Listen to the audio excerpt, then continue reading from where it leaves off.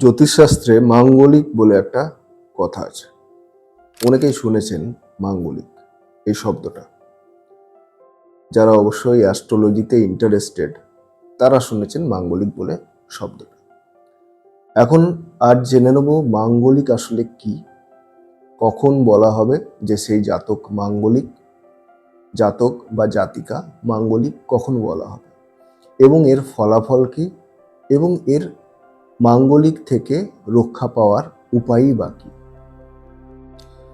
এখন মার্স বা মঙ্গল যদি কারো চার্টে 1st, 4th, 7th, 8 বা 12 এতগুলো হাউসের যে কোনো একটায় যদি মঙ্গল বা মার্স বসে থাকে, তাহলে সেই নেটিভ মাঙ্গলিক।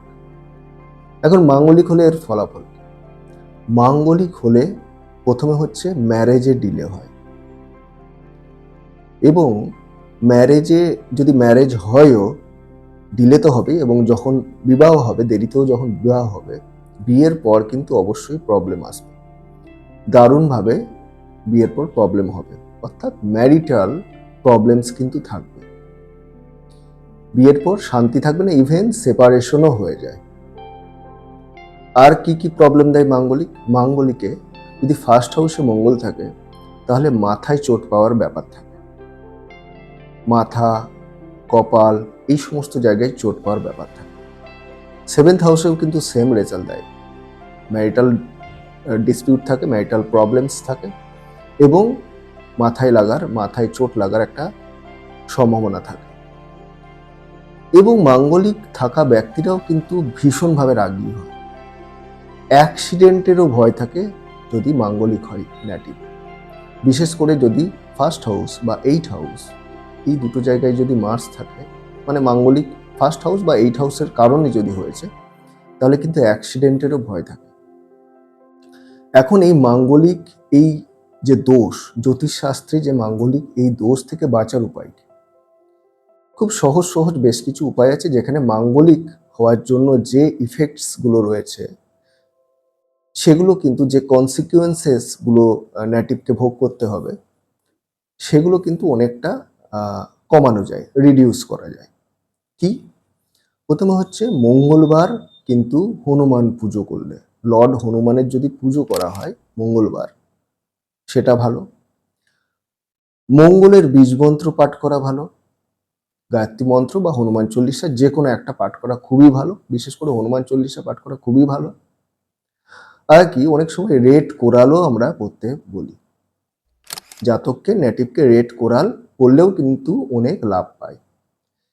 3মুখী রুদ্রাক্ষ, সেটা ধারণ করাও কিন্তু, যারা মাঙ্গলিক তাদের ধারণ করা উচিত 3মুখী রুদ্রাক্ষ।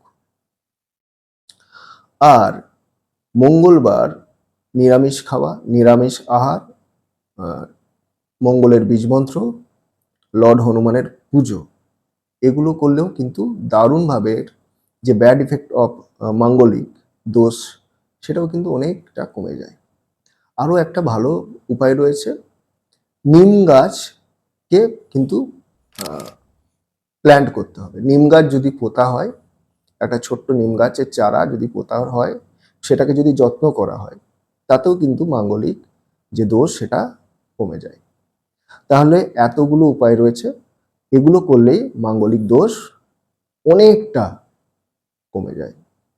আর বেস্ট আরেকটা আমি বলে রাখি, মাঙ্গলিক যারা রয়েছে তারা যদি মাঙ্গলিক ব্যক্তিকেই বিবাহ করেন, তাহলে কিন্তু প্রবলেম কিন্তু টোটালি রিমুভ হয়ে যাবে।